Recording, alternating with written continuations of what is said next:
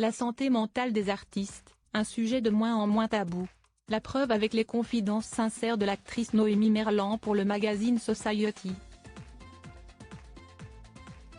Elle révèle même le traitement qu'elle prend pour faire face à son mal. Révélée au grand public avec le film Les Héritiers en 2014, Noémie Merlan ne cesse depuis d'émerveiller de son talent les spectateurs.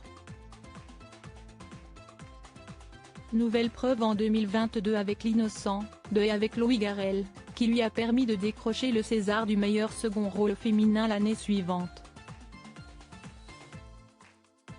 Tout brille pour la jeune femme de 34 ans et pourtant, dans son interview pour le magazine Society, elle revient sur un mal qui la rongeait mais qu'elle a su apprivoiser. La santé mentale est un sujet intime et parfois tabou. Sous les projecteurs en ce mois d'octobre avec des semaines d'information, elle touche beaucoup de personnes, que l'on pense pourtant épargnées. Ce pourrait être le cas de Noémie Merlan qui navigue de succès en succès.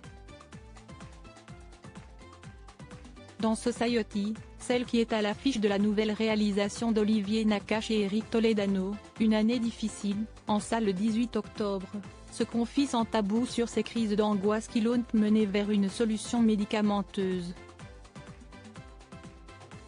Noémie Merlan était sujette aux crises d'angoisse souvent au début d'un tournage, tu ne connais pas les gens et il va falloir que tu prouves quelque chose. Mais ça peut être juste quand je dois partir en vacances et qu'il faut que ça se passe bien, donc je me mets la pression toute seule. Et du coup d'angoisse.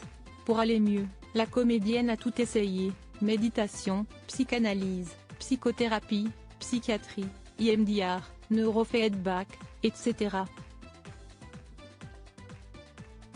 Je tricote aussi pour pallier les angoisses. Ce médicament qui a changé sa vie pour faire face.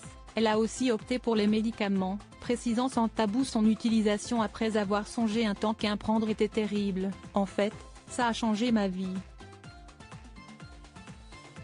Parfois, j'étais tellement angoissée que j'avais des vertiges. Au moment de la promo de L'Innocent, je suis tombée par terre pendant la journée d'interview avec la presse, je voyais tout tourner.